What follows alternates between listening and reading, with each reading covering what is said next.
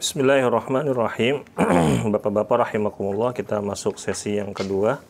Kita masih melanjutkan pembacaan matan Aqidah Islamiyah yang berjudul Tiga Landasan Pokok, buah karya dari Syekh Muhammad At-Tamimi rahimahullahu ta'ala.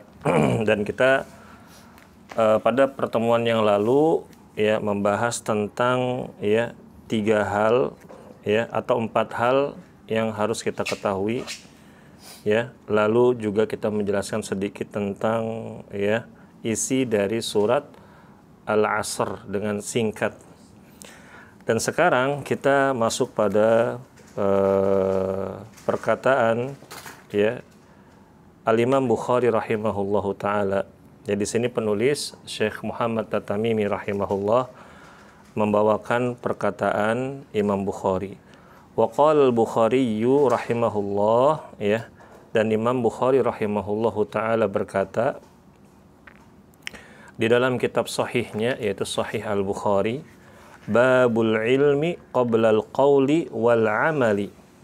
Bab berilmu sebelum berucap dan beramal. Wad dalilu qawluhu ta'ala, dan dalilnya adalah firman Allah Subhanahu wa taala, fa'lam annahu la ilaha illallah wastaghfir li dzambik, yang artinya maka ketahuilah bahwa tidak ada Tuhan yang berhak disembah kecuali Allah, dan mohonlah ampun atas dosa-dosamu. Surat Muhammad ayat ke-19. Fabada bil ilmi qabla al-qawli wal amali. Pada ayat ini maka Allah Subhanahu wa taala memulai dengan ilmu sebelum berucap dan beramal. Nah, Bapak-bapak, kita ambil pelajaran dari perkataan Imam Bukhari ini. Yang pertama, Imam Al-Bukhari itu beliau adalah seorang ulama terkenal yang nama aslinya itu adalah Muhammad bin Ismail Al-Bukhari rahimahullah. Beliau lahir di daerah Bukhara. Kalau sekarang itu masih masuk daerah Asia Tengah menuju dekat-dekat Rusia di tahun 1900 Hijriyah atau 194 Hijriyah atau bertepatan dengan 810 Masehi. Dan beliau wafat di daerah Khortong atau Khortang di tahun 258 Hijriyah. Dan beliau ini lebih dikenal dengan Al-Imam Bukhari. Namanya Imam Bukhari. Nah, beliau ini Bapak-bapak rahimakumullah adalah ulama ahli hadis yang terkenal di antara para ahli hadis sejak dulu hingga sekarang. Oleh karena itu, sering kita mendengar hadis riwayat Bukhari. Habis kita sebutkin hadis Rasulullah, hadis riwayat Bukhari. Nah, itulah beliau yang punya jasanya. Beliau yang mengumpulkan, beliau yang menulis, beliau yang membukukan. Nah, caranya gimana? Nah, caranya beliau itu mendatangi orang-orang yang mendengar hadis-hadis tersebut. Setiap orang beliau ambil hadisnya, tidak ada syarat-syaratnya. Wah, itu ada di dalam kitab-kitab hadis dalam mustalahul hadis disebutkan kriteria hadis-hadis sahih itu perawinya gimana aja modelnya. Misalkan orangnya soleh, orangnya bertakwa, nggak terkenal suka bohong. Nah, itu. Bahkan diriwayatkan Imam Bukhari itu pernah mendatangi seorang yang meriwayatkan hadis Rasulullah. Belum ketemu, lihat dari jauh, dia itu manggil binatang ternaknya. Kalau kita tuh suka bohongin ayam kan, padahal tangannya kosong, ayamnya nyamperin, kan? Nah, beliau melihat kejadian seperti itu, udah jauh-jauh dari daerah jalan kaki, melihat perawinya kayak begitu, akhirnya pulang lagi. Nggak mau nerima hadis dari orang seperti itu. Nah, inilah Bapak-bapak rahimakumullah, berarti Allah Subhanahu wa taala memberi taufik kepada beliau untuk seleksi ketat. Makanya bapak-bapak ada hadis yang bilang hadisnya sahih, hadisnya lemah, hadisnya palsu, ya kan? Nah, itu. Insya Allah nanti kita akan belajar tentang hadis-hadis Rasulullah dari buku atau sebuah karya yang dikarang oleh Al-Imam An-Nawawi rahimahullah, itu Al-Arba'in An-Nawawiyah. Taib. Nah, tapi kita selesaikan dulu nih kitab ini ya, atau matan ini. Nah, jadi itulah Imam Bukhari. Nah, kitab beliau yang terkenal itu adalah Sahih Al-Bukhari atau kitab Al-Adabul Mufrad. Ya, Al-Adabul Mufrad itu berisikan hadis-hadis tentang adab. Ya, keutamaan adab dan akhlak, ya. Jadi yang ngomong ini adalah seorang ulama.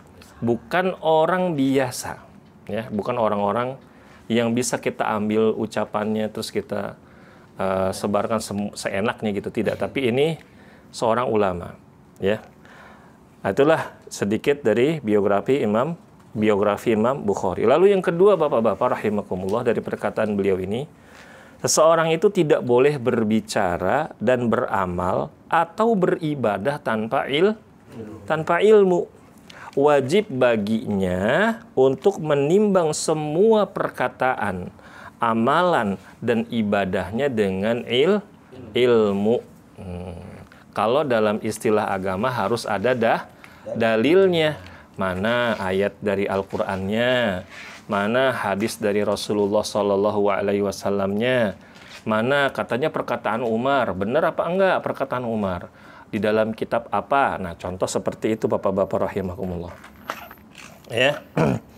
Lalu pelajaran yang ketiga di dalam surat Muhammad ayat yang ke-19 tadi, ya, yakni fa'lam annahu la ilaha illallah dan seterusnya, ada pelajaran yang bisa kita petik dari perkataan Imam Bukhari, yaitu Allah memulai dengan ilmu, yaitu di awal ayat tersebut fa'lam, ya. Kata fa'lam, dan ketahuilah atau ilmuilah, ya. Nah, pelajarannya yang pertama, bapak-bapak rahimakumullah, Allah Subhanahu wa taala itu, ya, dari ayat tadi surat Muhammad ayat 19, Allah memerintahkan kepada para hambanya agar mempelajari agamanya, yaitu agama Islam. Ini perintah dari Allah agar kita belajar. Ya. Lalu yang kedua atau yang B, mempelajari bahwa Allah adalah Tuhan, ya, mereka yang menciptakan, yang mengatur dan memelihara alam semesta, yang memberikan manfaat dan mudarat, yang menghidupkan juga mematikan. Kita pelajari itu, ya. Lalu yang C, mempelajari bahwa Allah adalah satu, dan dengan mempelajari ilmu tauhid juga mengetahui hal-hal yang bisa menjerumuskan kepada kesyirikan. Kita belajar ilmu tauhid agar kita tidak terjerumus kepada kesyirikan. Kita juga belajar mengenal, oh, dosa ini tuh bisa menjerumuskan kepada kesyirikan. Oh, ibadah kayak gini tuh bisa menjerumuskan kita kepada kesyirikan, dan seterusnya. Lalu yang D, ya, yang keempat atau yang D, mempelajari bahwa Allah tidak membutuhkan apapun dalam segala urusannya, ya. Serta mempelajari nama-nama dan sifat-sifatnya yang agung dan sempurna. Itu kalau misalkan nama-nama Allah itu suka disebut dengan apa? Asmaul Husna. Jumlahnya ada 100 kurang 100 kurang 1. Kata Rasulullah gitu. Ya, kalau 100 kurang 1 berarti 99. Nah, pelajaran yang keempat, bapak-bapak rahimakumullah, ilmu itu ada dua. A, ilmu dunia. Ya, ilmu dunia. Dan ilmu ini ada 3 pembagian. Ya, secara hukum.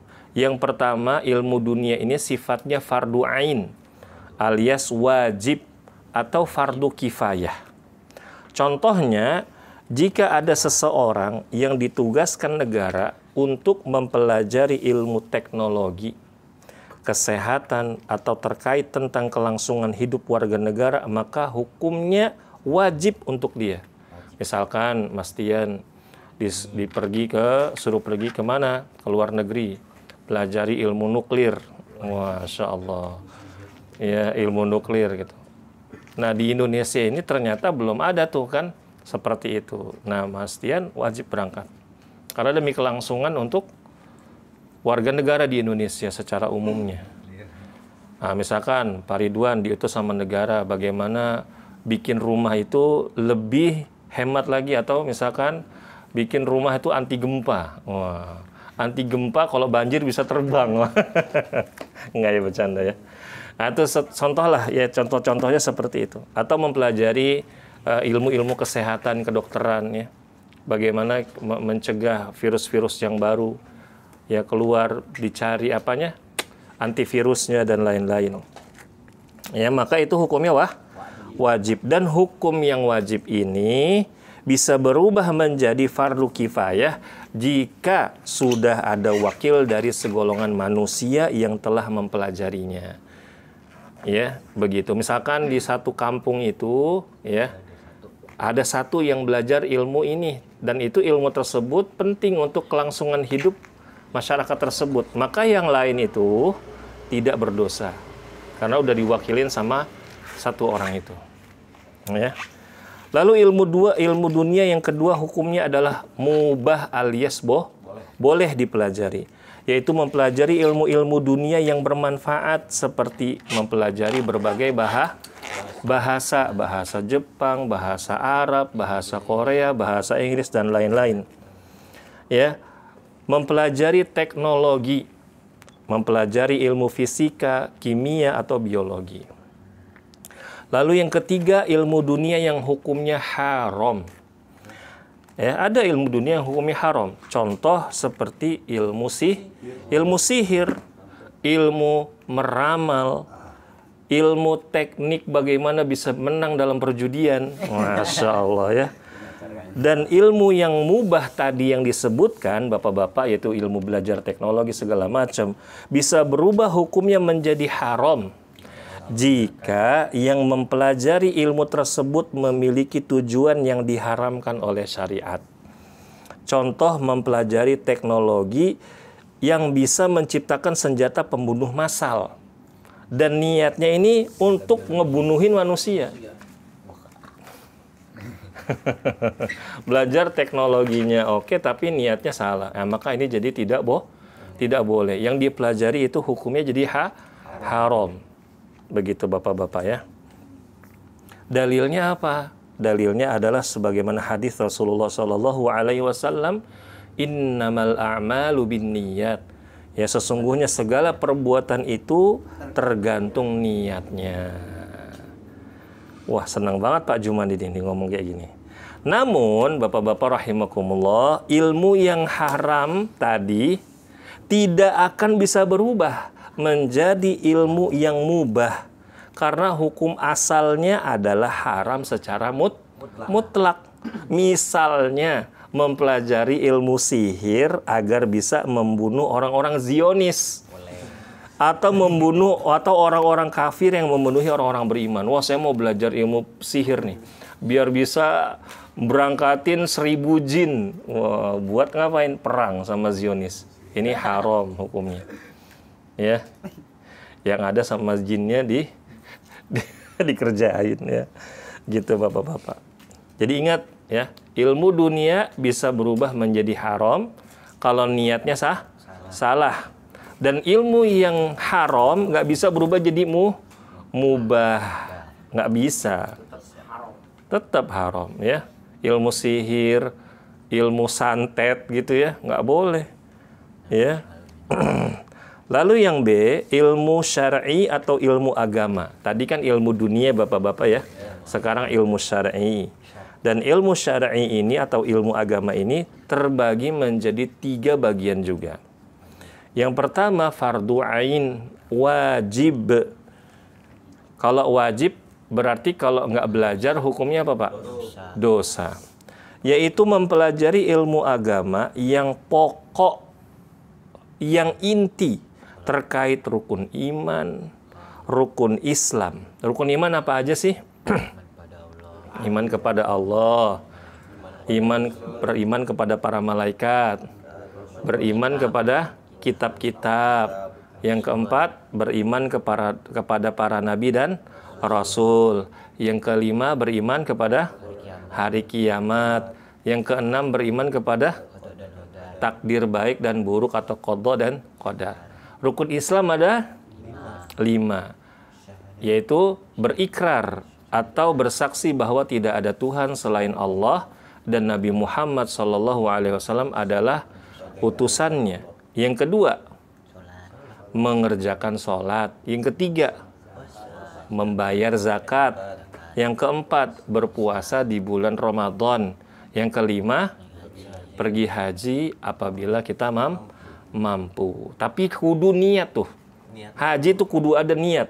Jangan sampai nggak ada niat. Kita kan nggak mampu, Ustaz. Iya, yang penting pasang niatnya aja dulu. Kita dapat pahalanya insya Allah. Niat dalam hati. Kalau misalkan nanti saya ada rezeki, saya mau berangkat haji. Itu begitu. Ya. Nah, itulah Bapak-bapak, itu yang penting, yang pokok. Atau mempelajari ilmu muamalah, perdagangan, ilmu perekonomian, ilmu bisnis. Nah, ya, begitu kasarannya ya. Agar dia tidak terjatuh kepada jual beli yang haram. Ya. Atau dia memakan harta yang haram, terjerumus kepada riba, terjerumus seperti orang jual beli dalam karung. Bapak-bapak, mungkin kita sering nonton di YouTube, ada channel yang dia unboxing barang-barang yang nggak jelas. Wow, guys, biasanya kan gitu ya. Habis belanja nih 10 juta dari barang-barang misteri. Mystery box ya, apa ya itu ya, mystery box ya. Jadi dia nggak tahu isi barangnya itu apa. Pokoknya dia beli aja. Nah, itu nggak boleh, Bapak-bapak. Nggak boleh. Murah. Nah, tapi tetap nggak boleh. Jadi kita harus benar-benar tahu apa yang kita beli. Contoh lagi, tuker kado. Acara tuker kado. Oh, kado silang. Nah, misalkan nih Bapak-bapak rahimakumullah ada acara reunian. Tuker kado yuk. Nah, temennya ngasih kadonya harganya mungkin 100.000. Ternyata ada temen yang bawa kadonya 1 juta, tukeran. Nah, rugi bandar. Kasarannya gitu Bapak-bapak. Ini nggak boleh. Misalkan lagi nih ada orang melakukan pinjaman uang. Mengadakan koperasi. Saya mau pinjam uang Pak 100 juta. Oh, bisa Pak. Sini Pak, duduk dulu. Nah, jadi Bapak pinjam 100 juta kan. Jadi 100 juta itu Bapak ada potongan administrasi. Jadi yang keluar itu 90 juta. Nah, Bapak setiap ini ada bunganya 10%. Jadi kalau Bapak nanti terlambat bayar, ada penaltinya. Kalau Bapak bayarnya kecepatan juga ada penaltinya. Itu riba. Nah, apa ya? Nggak boleh. Haram. Ya. Siapa yang baru tahu? Mudah-mudahan udah tahu semua ya. Nah, ini penting Bapak-bapak. Sama juga ketika kita memulai usaha bisnis. Kita harus tahu tuh bagaimana skemanya. Udah halal apa belum? Halal apa haram? Begitu. Ya. Taib. Nah, lalu mempelajari Al-Quran. Ini juga hukumnya wajib, yaitu ya belajar membaca Al-Quran. Karena menurut hemat saya, Bapak-bapak ya, seorang Muslim ngaku, sampai namanya apa? Islam. Bisa baca Quran nggak? Enggak. Gimana itu? Ya, ya Pak ya. Nah, gitu kan ya. Nggak bisa tuh Pak. Jadi orang Islam yang dia nggak mau belajar ngaji, nggak mau belajar Quran, itu dosa Pak. Dia mati nih, dia meninggal. Dia Allah kasih harta lebih, ada kesempatan, ada waktu, usianya panjang, badannya sehat, nggak mau belajar Quran, sampai meninggal dia nggak bisa baca Quran, itu dosa. Ya, dosa banget itu, dosa besar. Dan bahkan di dalam saya lupa ya di surat apa ya. Ya, tapi qadarullah ini nggak datang di ingatannya. Itu nanti saja ya. Nah, berikutnya yang kedua hukumnya adalah fardu kifayah. Yaitu mempelajari hukum-hukum agama seperti mempelajari tafsir Quran, mempelajari hadis-hadis Rasulullah, hukum peradilan Islam, ya, bahasa Arab dan ilmu agama lainnya yang banyak. Yang mana dengan mempelajari ilmu-ilmu tersebut akan melahirkan para ulama atau para dai-dai yang dibutuhkan kaum muslimin untuk membimbing dan mengajarkan agama Islam yang benar. Jadi hukum ini fardu kifayah. Tapi wajib bagi siapa? Bagi seorang ustadz. Kalau ada ustadz nggak belajar bahasa Arab, nggak bisa bahasa Arab. Piye? Iya kan, Ustadz, ini apa artinya? Wah ya nggak tahu saya. Kok nanya saya? Waduh gimana tuh? Ya. Nah gitu. Ya sesuatu yang nggak punya nggak bisa memberi, bapak-bapak. Nah makanya penting ya bagi seorang yang digelari oleh masyarakat ustadz, dia belajar agama dengan benar.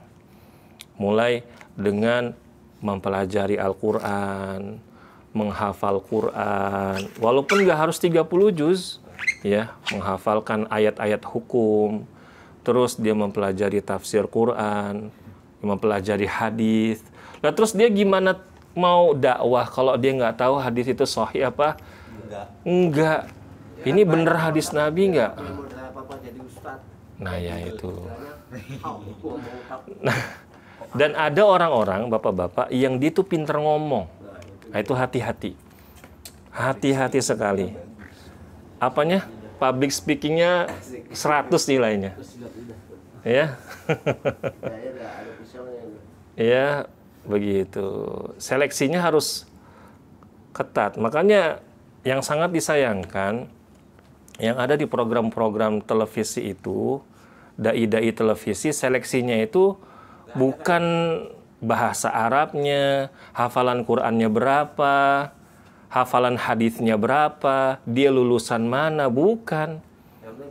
Yang penting dia tuh bisa bagaimana menggiring opini masyarakat dengan gesturnya, dengan retorikanya. Ya, begitu. Ya bukan berarti orang-orang yang seperti itu orang-orang yang buruk, tidak Bapak-bapak ya. Begitu tidak, tapi bagusnya apabila mereka ingin menjadi seorang ustadz, mengajarkan agama Allah, mengajarkan agama Islam, dia harus belajar. Ya, begitu. Lalu yang ketiga, hukumnya sunnah atau mustahab. Seorang muslim biasa, yaitu seorang muslim biasa nih kayak Pak, bapak-bapak nih, kayak bapak-bapak seorang muslim biasa aja, bukan ulama kan? Bukan ustadz kan, bukan kan? Ya. Lalu tapi tiba-tiba ustadz saya pengen belajar bahasa Arab. Boleh. Ustadz kita kayaknya boleh deh bahas tafsir dikit-dikit, ya. Atau ustadz kita belajar ustadz hadis-hadis hukum tentang apa? Salat, hukum-hukum wudu, hukum-hukum zakat, boleh nggak? Boleh. Dan itu hukumnya sunnah, ya. Begitu bapak-bapak. Atau mempelajari hukum-hukum fikih Islam. Begitu. Dan yang terakhir bapak-bapak, apabila kita sudah menikah, wajib atas kita untuk mempelajari fikih pernikahan. Bagaimana fikih menafkahi. Kemarin ada yang viral, ada seorang suami, dia dapat gajinya dikasih semua ke orang tuanya. Lah ya nggak boleh mas. Seorang suami itu tanggung jawabnya yang pertama kali adalah istri dan anaknya. Kalau dia masih ada sisa, boleh dia kasih ke orang tuanya. Kalau istrinya terbengkalai, anaknya terbengkalai, gimana, ya kan? Atau ada kasus begini, ada seorang suami, ya dia kasih uang belanja ke ibunya semua, uang gajinya dikasih. Istrinya kalau mau belanja minta sama mertuanya. itu salah, nggak boleh, ya, begitu. Dan kita, bapak-bapak rahimakumullah, juga harus tahu caranya menceraikan istri. Bukan saya mau ngajarin yang benar, ya. Ustadz, saya udah sering banget ngomong pisah sama istri, Ustadz. Ada kali 1000 kali. Wah, itu gimana tuh? Nggak boleh, bapak-bapak, ya. Atau Ustadz, kalau misalkan ini lagi puasa Ustadz Ramadan, tiba-tiba kita khilaf. Akhirnya kita berhubungan suami istri di tengah hari siang Ramadan, tuh gimana hukumnya? Nah, itu bapak-bapak. Harus tahu. Jangan modal apa? Modal nekat.